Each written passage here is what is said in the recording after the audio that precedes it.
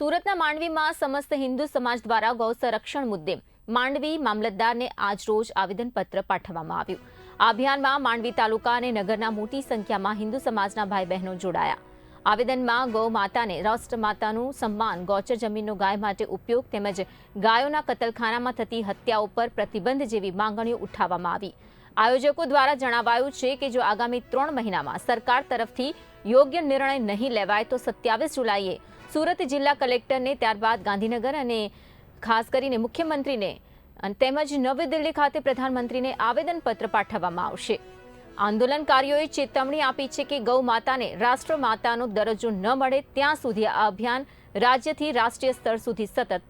ચાલુ રહેશે। ભારત વર્ષમાંથી ધીરે ધીરે ભારતીય ગૌવંશની આવી રીતે દયનીય હાલત અને ગંભીર હાલત થઈ રહી છે। તો હિન્દુ સમાજ જાગૃત થઈને નંદી મહારાજના અધ્યક્ષસ્થાને આખા ભારત વર્ષમાં સાધુ સંતોના આહવાનથી આવેદનપત્ર આપવામાં આવ્યું છે કે ભારતની અંદર ગાય માતાને રાષ્ટ્રમાતા જાહેર કરવામાં આવે અને ભારત વર્ષની અંદર સંપૂર્ણ ગૌ હત્યા મુક્ત ભારત બને એના માટે એક આવેદનપત્ર અને વિનંતી કરવામાં આવી છે કે જો 3 મહિનાની અંદર સકારાત્મક પ્રતિક્રિયા નહીં આવશે તો ફરી પાછું 27 જુલાઈના રોજ સુરત જિલ્લા કલેક્ટર કચેરીએ ફરી પાછું આવેદનપત્ર આપવામાં આવશે અને ત્યાર પછી પણ જો સકારાત્મક પ્રતિક્રિયા સાથે જો કોઈ પરિણામ નહીં મળે તો 27 ઓક્ટોબરના રોજ ફરી પાછું આવેદનપત્ર ગાંધીનગર રાજ્ય